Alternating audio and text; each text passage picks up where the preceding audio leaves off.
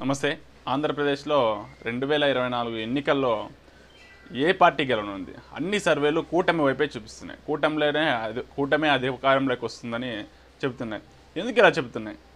Rural ఏరియాలో YCP, TDP బలాబలాలు ఈక్వల్గా ఉన్నప్పటికీ అర్బన్ ఏరియాలో ఎవరైతే దూర ప్రాంతాల నుంచి హైదరాబాద్, బెంగళూరు వారి యొక్క డిస్ట్రిక్ట్ హెడ్ క్వార్టర్స్లో ఉద్యోగం చేస్తున్న వాళ్ళు, చదువుకున్న వాళ్ళు ఎవరైతే ఉన్నారో వాళ్ళందరూ కూడా గంపగుత్తగా కూటమికే ఓటేశారని సర్వేలు చెబుతున్నారు. అయితే ఇదైతే కొంతవరకు వాస్తవమే. ఎక్కడైతే బయట ప్రాంతాల్లో ఉన్నారో వాళ్ళు ఖచ్చితంగా కూటమికే ఓటేశారు, కూటమికే సపోర్ట్ చేస్తారు.